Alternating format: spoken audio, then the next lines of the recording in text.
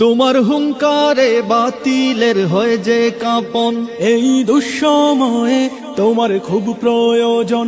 তোমার হুঙ্কারে বাতিলের হয়ে যে কাঁপন, এই দুঃসময়ে তোমার খুব প্রয়োজন। আজ যাক ভেঙে যাক সব বাধার প্রাচীর, চলো এগিয়ে চলো হে বিপ্লবী বীর, এখন দাবি সময়ের।